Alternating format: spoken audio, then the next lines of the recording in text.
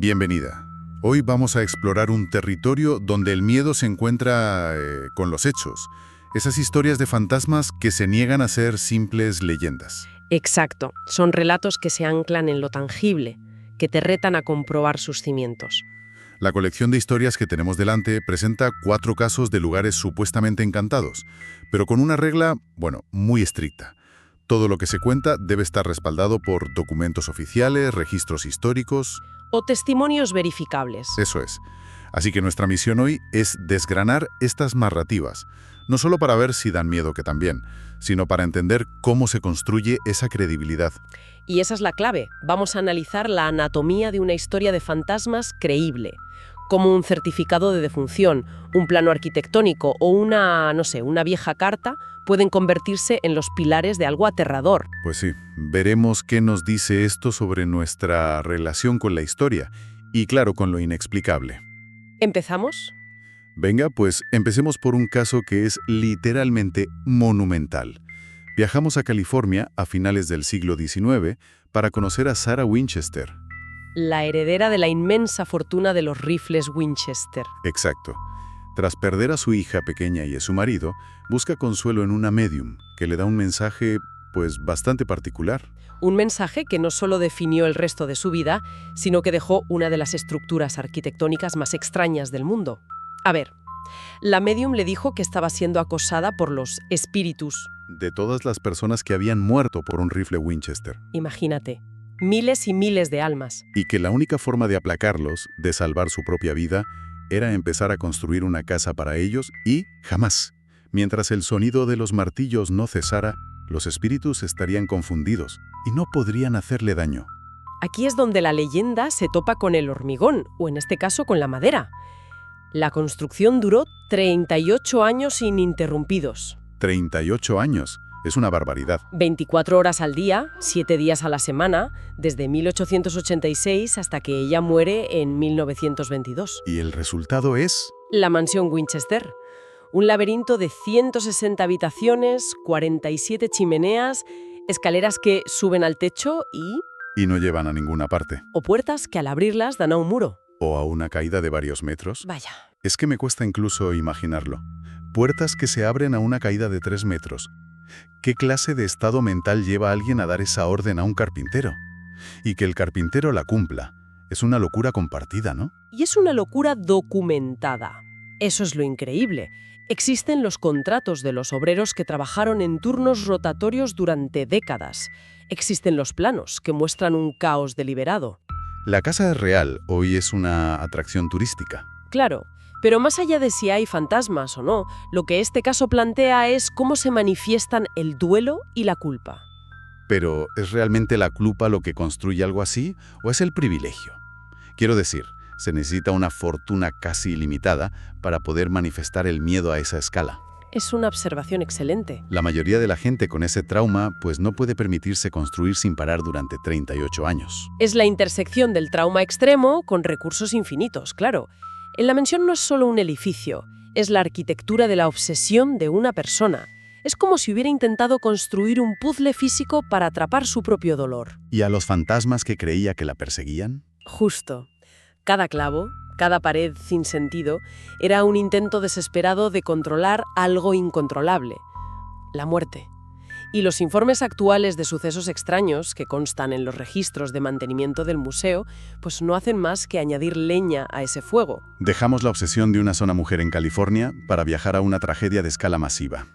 A ver, si la mansión Winchester es el monumento al miedo de una persona, nuestra siguiente parada, en Venecia, la isla de Poveglia, es un monumento al terror de toda una civilización. Y con una historia, mucho más densa y oscura. Los documentos nos sitúan en 2 momentos clave. El primero, durante la peste negra en el siglo XIV. Venecia, para protegerse, designó Poveglia como la isla de cuarentena. Pero cuarentena es un eufemismo. A cualquiera con el más mínimo síntoma lo llevaban allí a la fuerza y lo abandonaban para que muriera. ¡Madre mía! Se estima que más de 160.000 personas acabaron sus días allí. Y sus cuerpos quemados en enormes piras. Dicen que el suelo de la isla es más ceniza humana que tierra. Un trauma masivo y anónimo. Y siglos después, En 1922, sobre esa misma tierra se construye un hospital psiquiátrico. Y aquí es donde las dos capas de horror se fusionan. Casi de inmediato, los pacientes empezaron a quejarse de lo mismo. ¿De qué? Veían figuras oscuras, escuchaban lamentos y describían a personas con ropas medievales y los síntomas de la peste. Y esto es lo que llama la atención. En un hospital psiquiátrico, las alucinaciones suelen ser algo muy personal, ¿no? Únicas para cada paciente. Precisamente, es una anomalía psicológica muy notable. El fenómeno de una alucinación compartida a gran escala es extremadamente raro. Los médicos de la época, pues, no tenían explicación. Era una especie de histeria colectiva o... O algo inherente al propio lugar que estaba infectando las mentes de los pacientes. Eso ves, la historia se retuerce aún más con la figura del director del hospital. Los registros de la época detallan que se obsesionó con encontrar una cura para la locura y realizaba lobotomías brutales, experimentales, en sus pacientes. Y a menudo en el campanario de la isla, por lo que se cuenta. En el campanario. La leyenda culmina con su propio final. Se dice que empezó a ser atormentado por las mismas visiones que sus pacientes y acabó suicidándose, saltando desde ese mismo campanario. Vaya historia. La prueba aquí tiene múltiples facetas. Primero, el registro histórico innegable de la isla como fosa común y luego como manicomio. Segundo, el estatus actual.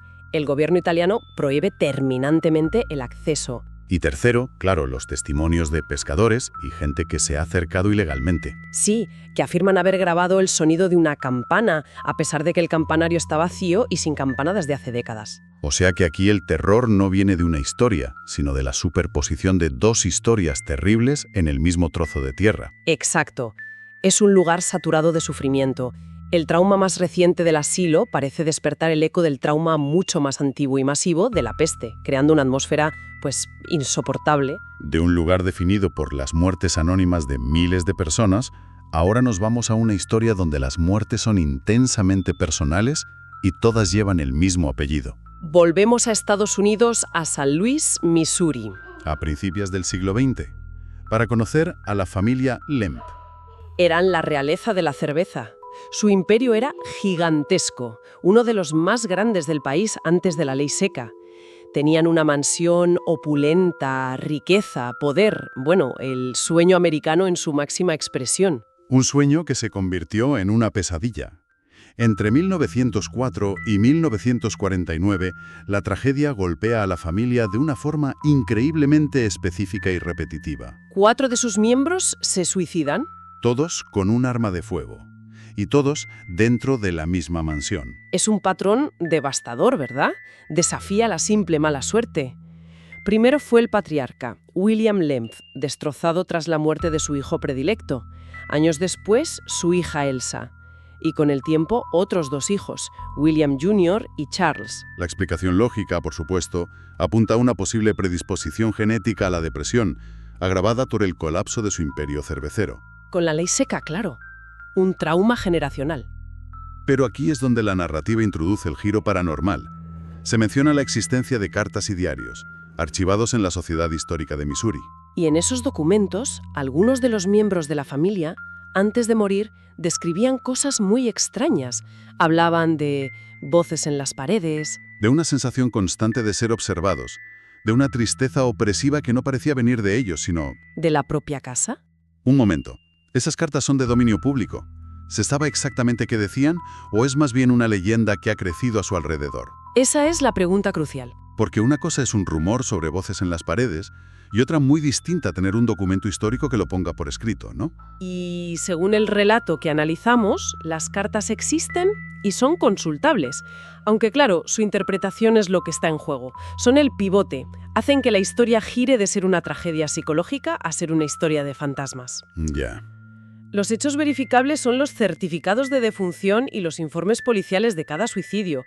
Ese es el esqueleto innegable de la historia. Y las cartas son lo que le da un alma.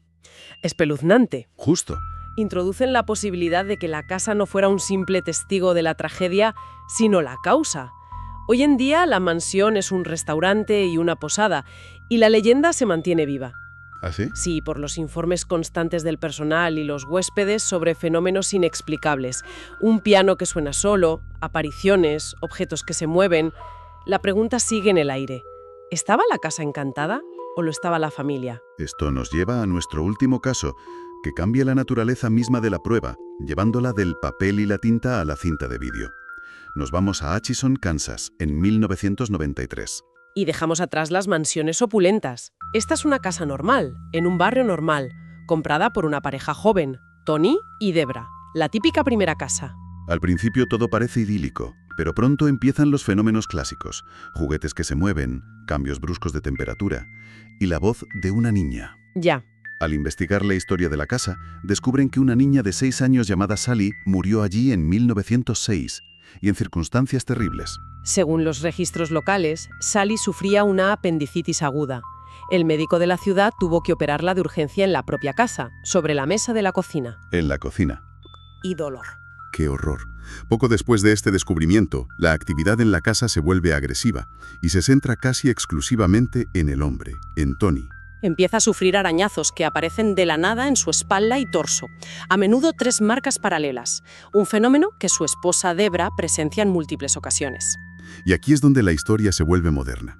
En el 95, el programa de televisión Sightings, que investigaba fenómenos paranormales, graba un documental en la casa. Y durante esa grabación afirman haber capturado en vídeo el momento exacto en que unos arañazos rojos aparecen en la espalda de Tony mientras está sentado. Sin que nada ni nadie lo toque. Sin que nada ni nadie lo toque. También graban objetos moviéndose y lo que se conoce como psicofonías, voces que no se oyen en el momento, pero que quedan registradas en el audio. A ver, un vídeo. Eso hoy en día es fácil de manipular. Pero en los 90, ¿qué tan creíble era? ¿Qué dicen los que lo han analizado? Ahí está el debate. Para un creyente, ese metraje es la pistola humeante de lo paranormal, una prueba irrefutable. Para un escéptico es una mancha en la cinta, un ángulo de cámara engañoso o, bueno, un truco bien ejecutado. Claro. La cuestión es que la prueba ya no es un documento polvoriento en un archivo que hay que interpretar. Es una imagen en movimiento que te obliga a tomar partido. Este caso representa un cambio fundamental, ¿sabes? Sí, de cómo documentamos y debatimos lo inexplicable. Pasamos del archivo histórico al análisis de los medios audiovisuales. Exacto. Entonces, repasando los 4 casos, vemos un patrón muy claro. Todas estas historias, por muy fantásticas que parezcan, se anclan con fuerza en algo verificable. Contratos de construcción. Registros de una fosa común, los certificados de defunción de una familia entera, o, como ahora, una grabación de vídeo. Es una estrategia narrativa muy poderosa. Usan un hecho histórico o un documento como cimiento para construir encima el edificio de lo sobrenatural. Entiendo. El hecho de que Sarah Winchester existiera y construyera esa casa es innegable. La interpretación de que lo hizo para confundir a los fantasmas es el salto que nos piden que demos. O sea que el hecho histórico es el anzuelo. Y la fuerza de estas historias reside precisamente en ese espacio ambiguo entre lo que se sabe con certeza y lo que se elige creer. Exactamente. No nos piden que creamos en algo salido de la nada. Nos invitan a caminar sobre un puente que empieza en la realidad documentada y termina en lo desconocido. Entonces, ¿qué es lo que encanta un lugar? ¿Son realmente las almas de personas concretas, con sus historias y sus intenciones? ¿Como la pequeña Sally o los miembros de la familia Lemp? Esa es la explicación tradicional, la de los fantasmas como conciencias individuales que perduran. Pero si damos un paso atrás, quizás haya otra posibilidad, algo que conecta todos estos casos a un nivel más profundo. A ver.